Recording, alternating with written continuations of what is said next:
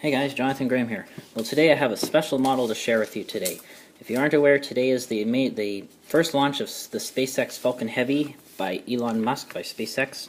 And here is my origami version of it. This is from two 2x1 rectangles. It includes the top part here and the 3 Falcon 9 boosters and even a color changed area where the engines would be.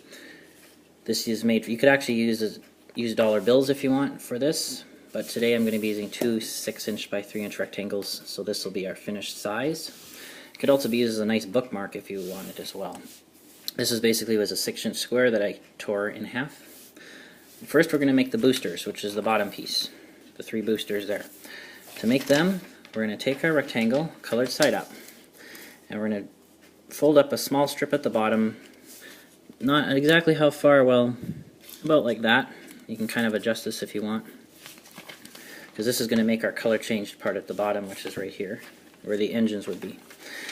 Next, we are going to divide this into thirds, so we're going to we'll use this end where it's not folded over, it's a little easier.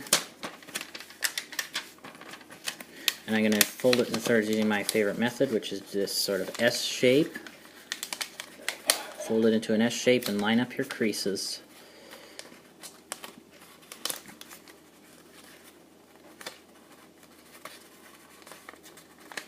And line them up perfectly, and then pinch them, and then unfold. Now with the colored side up, we're going to fold the thirds along those pinches. So we're just going to fold this down. You can also use a dollar bill. I haven't tried it because we don't have paper bills in our country, but and then fold the other one over thirds. But I'm sure it'll work just fine with bills.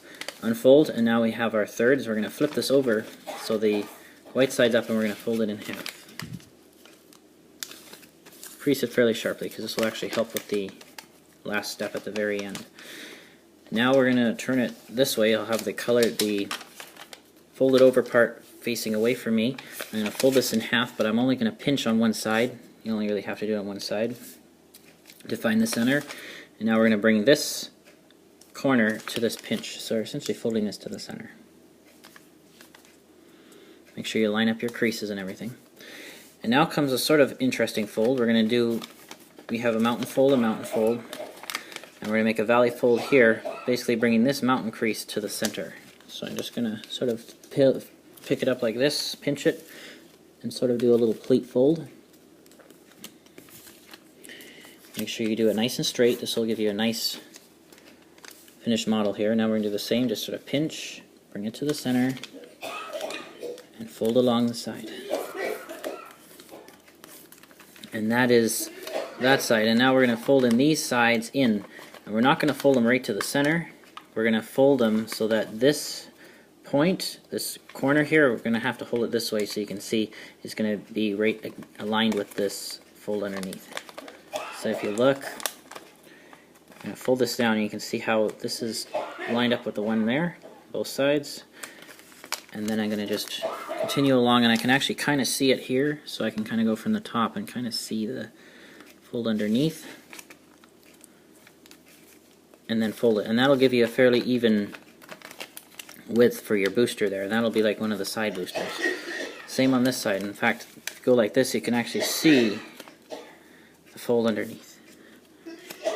And just bring that so it's touching that fold underneath. Actually, it shows up a little better on camera than it does in real life, but anyway, fold this down, and you can see it there. Fold it across. So essentially, these pieces, this fold is basically lined up with this fold underneath. And now we're going to do a sort of interesting little fold. We're going to make the tops of the boosters on the side, which have these sort of points to them. The way we do that is we're going to make a small squash fold. I'm just going to kind of open up. We're going to keep this side straight, the middle one, and sort of do a squash fold, making an angle. It's quite a small fold, going to the roughly halfway to the middle of the side panel here, this purple. And then I'm going to fold this other point down, and you can see we have one of the boosters right there, the tops. And then we're going to do the same on this one, kind of fold it down, make a little squash fold. Make sure you can see here. Fold about to there, and once again, just fold this down to about this line here, just where that fold is. And now you can see the other little triangle here. It's quite a small fold, but there we go. Those are our boosters. Now this is the boosters section done. So we're going to put this to the side, and now we're going to make the second stage with the little nose cone thing on the top.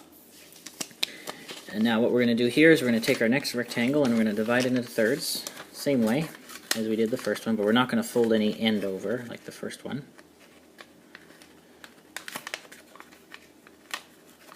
And pinch them together, unfold. Now with the white side facing up, we're going to fold the thirds over.